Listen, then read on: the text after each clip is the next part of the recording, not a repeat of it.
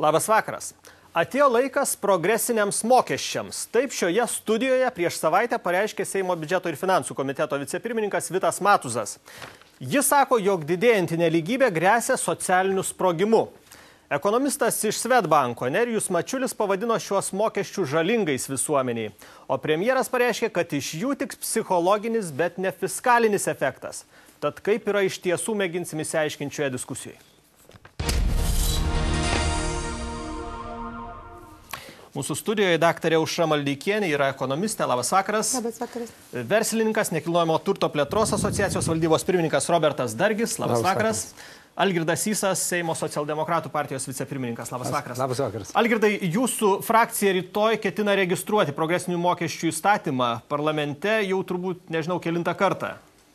Taip, mes neleidom tuščiai tą laikotarpį, kai Seimas neposėdžiavo, tuo labiau, kad rudenį mes pažadėjom, to reikalavo profesorius Kęstutis Glaveckas, kuris kritikavo mano ankstesnį įstatymo projektą ir kolegų, kuris apėmė tik progresiją pajamom susietom su darbo santykiais.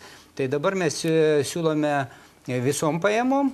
Ten yra išimčių, bet labai nedidelių. Visom, tai ne vien darbiniam, bet ne vien darbiniam, tai yra pajamom. susieta būtent iš nuomos, tantiemos, dividendai ir visi kiti dalykai, kuri dalis Lietuvos žmonių, Lietuvos piliečių gauna pajamas ir jie moka tik tai 15% mokestį, kai nuo šitų pajamų, kai kiti Lietuvos piliečiai, kurie turi darbinę santykį, sumoka žymiai didesnius mokesčius. Algirdai, tai kur yra dabar ta riba? Nes jūs sakote, iš principas nuo kokių prasideda kilimas? Mes siūlysim vėl 3 tarifus, tai yra 15, 33 ir 40.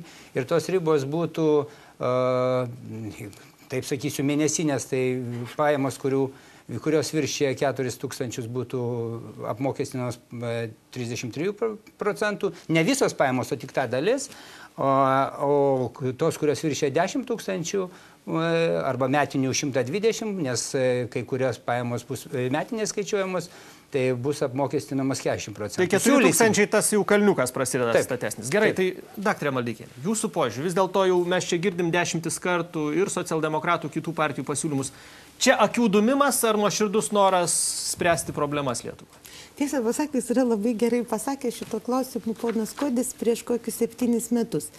Lietuvos politinės partijos turi labai daug pinigų mėtyti ledus iš malūnsparnių ir šiaip klėdėti, bet nei viena partija ir nei vienas neturi, ir nei profsąjungos neturi jokių pinigų. Iš tikrųjų turi pinigų, tik tai nesupranta, kam to reikia paskirti moksliniam institutui, steigti ir iš tiesų paskaičiuoti. Progresinis pajamų apmokestinimas Lietuvoje reikalingas visai ne tame, kad nustatyti tarifus. Aš taip supratau, kad visi moka mokesčius pas jūs. Tai yra, iš tikrųjų, mūsų problema yra visai kita ir kai kalba pasaulyje apie progresinius mokesčius, mokslininkai, aš čia suprantu politikų klėdėjimą, aš nieko nenoriu čia pažeminti, bet konstatuoju faktą, man tai čia panašu į nesąmonę. Dėl ko? Pirma problema yra ta, kad iš tikrųjų nereikia apkrauti mokesčiai sumų, žemiau kurių negalime pragyventi. Lietuvoje tikriausiai yra suma apie 1300 litų į rankas, jeigu žmogus gauna, jis gali pradėti egzistuoti ir gali pradėti rastis ekonomika ir koks nors smulkus verslas. Jeigu kažkoks kiekis žmonių gaus, jeigu tie žmonės, kurie gauna dabar mažiau tokią sumą, tokių yra šiuo metu Lietuvoje apie 37-38%, kurių oficialios pajamos yra pakliuvę į šitą ribą. Jie neturėtų mokėti jokių mokesčių apskritai. Jungtinėse Amerikos valstijose 40, tai yra labai progresyviai apmokestinta valstybė, 40% mokesčių mokėtojų nemoka biudžetų jokių mokesčių. Apie 5% gauna išmokų iš biudžeto, nes iš tikrųjų yra suvokiama, jog pasaulyje egzistuoja darbai, kurie negali būti brangiai mokami. Valytos, dar kažkas žmonės tikrai gaus nedidukės algutes. Bet apie kokius mokesčius gali eiti kalba? Tai mes žaidžiam sudėtingą žaidimą šitoj šalyje. Mes apmokestinam žmogus 800, paimam iš jo 120, pervietam į biudžetą. Tada einam iš socialinio draudimo biudžeto, jam išmokam ten už vaikučius išmokas. Mes žaidžiam visiškai absurdišką žaidimą. Kuris kainuoja valstybei? Kuris kainuoja labai brangiai ir kainuoja, pirmiausia, jis labai brangus ir tada jis apkrauna. Kitas dalykas, niekada ekonomistai, šnekėdami šito klausimu, nešneka apie kokią nors neligybę ir kaip atimti iš turtingo. Iš tikrųjų, čia yra marazmas. Čia yra postsovietinis klausimo sprendimo būdas. Nu, tikriausiai, vargšas Adamas Smitas karste apsiverstų, nes pirmas progresinius mokesčius išaiškino Adamas Smitas Tautų turte. Mes lietuviškai knygą įsivertėm, bet aš įtariu kaip ir paprastai. Apie ką pažangus pasaulis šiandien kalba? Pasaulis paprastai sako, yra iš tikrųjų koks pagrindinis dalykas. Pirmiausia, reikia stabilizuoti apatinį vartojimą, kad vis dėlto žmonės su mažom pajamom galėtų vartoti ir tada atsiranda pajamų srautas tenai apačioje gali atsirasti mažutės kažkokios priekybinės ir visokios firmos, kurios iš tiesų aptarnauja tą sektorių, ir jis ten turtėja. Žmonės tiesiog išgyvena apačiu. Kitas dalykas yra, kodėl iš tiesų ta našta nuo pačios perkeliama į viršų. Dėl dviejų paprastų priežasčių. Viena yra ekonominė, kita yra politinė. Ekonominė kokia? Natūraliai žmonės esantis viršutiniam segmente, jie visada laisvos rinkos ir demokratijos valstybėse. Čia yra, tai aš šiuo metu cituoju OECD dokumentus ir Nobelio premijos laureato Miralės raportą pernai atliktą. Žmonės viršutinėje stratifikacinėje grupėje, kur yra turtingieji ir elitas, jie iš tiesų turi ir ekonominės galios daugiau, ir kiekvieną sekantį ciklą jie turi vis jos daugiau. Tai yra jie vis labiau turtingi. Ir kitas dalykas, jie turi ir politinės galios daugiau, jie gali padėti priimti sprendimus. Žodžiu, iš tikrųjų visos laisvos demokratijos sutinka su progresiniu apmokestinimu, cituoju, kad paskui manęs neprikabintų ir programomis, kurios padidina žemesnio ir vidutinio sluoksnio ekonominės galimybės, vien todėl, kad išlaikytų stabilumą visuomeniai. Tai yra, kad šita sistema funkcionuotų. Skatintų vartojimą mes Lietuvoje turime tipinę regresinę sistemą. Mes nesistebime, kad Uspaskichas 8,5 milijono atseit nemoka mokesčių. Iš tikrųjų, jis normaliai moka pagal tai, kaip socdemai pabalsavo ir priėmė. Čia tarp kitko Degutienė stebėjosi. Aš jau tas esu sakęs, jūsų laidoje dar kartą. Bet jinai balsavo po to įstatymą. Svarbus dalykai, verslininkai. Robertai, jūsų vertinimas, progresiniai mokesčiai, kai jūs girdite šitą savoką, kurią žangliruojama jau seniai. Ne pirmą kartą jie girdim ir aš čia nieko naujo ir neišgirdau. Čia eilinis, man atrodo, politinio kovos lauko ginklas, kuris mano čia šou politinis tik tai, ką daro ištraukiamas, visada pakalbama apie tai. Aš manau, kad tai yra šou politikos dalis dėl paprastos priežasties, kad dar Lietuvoje neteko girdėti, kad kas nors sistemiškai pereitų visą mokestinę bazę ir sistemiškai sutvarkytų tos reikalus.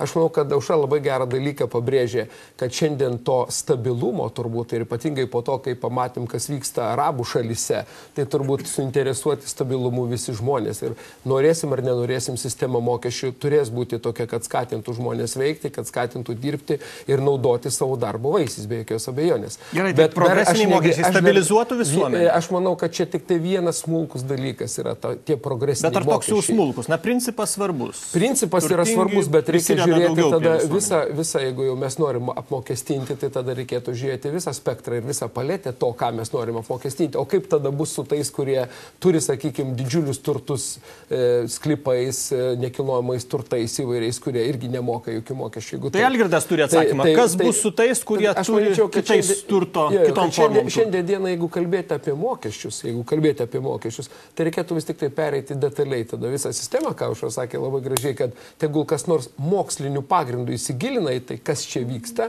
ir pasiūlo sprendimą, bet ne vėl atsitiktiniam variantui. Ką mes dabar apmokestinsim progresiniais mokesčiais? Apmokestinsim skaičių žmonių, kurių skaičius mažėja. Jūsgi puikiai žinot, kad per pereitus metus vėl sumažėjo sodros mokėtojų skaičių bazė ir fizinių asmenų mokėtojų bazė sumažėjo irgi. Tai reiškia, likusiems mes didinsim mokesčius tie, kurie juos dar moka, o iš esmės valstybė eis toliau į nebūtį. Gerai, sutinkat, Algirdai? Nesutinku, nes valstybė piliečių ir mažėja, todėl kad Lietuva įsiskiria tuo, kad neturi progresinių mokesčių. Pasižiūrėkim, kas yra ES senose valstybėse, pasižiūrėkim, kokios valstybės pasaulyje neturi progresinių mokesčių.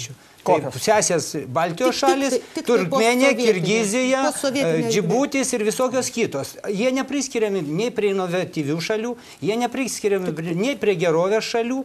Tai visą laiką aš girdžiu tas pačias kalbas. Reikia viską daryti kompleksiškai ir va tada mes įspręsim, bet reikia daryti po žingsnelį. Tai siūlėm tik darbo pajamom. Blogai. Dabar mes siūlom visom pajamom. Dabar jau negalės profesorius Kęstutis Glaveckas sakyti, Algirdai, nu kiek tu gali siūlyti tą pačią klaidą? Tai dabar pabandykim apmokestinti visus ir padarykim socialiai teisingai. Ką sako ir Aušra? ir po to mes stebimės. Pajamos 1 000 000, o mokesčių sumoka 1000. Darbuotojas gaunantis daugiau kaip 1000 sumoka 10-eriopai daugiau negu tas, kuris per metus turi pajamų 1 000 000. Šitas išimtis ir sistema šitą sukūrė. Nu, tai, ji padaryta to paties labai Seimo gaila, rankomis. kad Seime visados tų žmonių, kurie nenori progresinių mokesčių, yra žymiai daugiau negu tų, kurie to siekia. 14 metų siekiu ir teikiu šitos įstatymus. Gerai, bet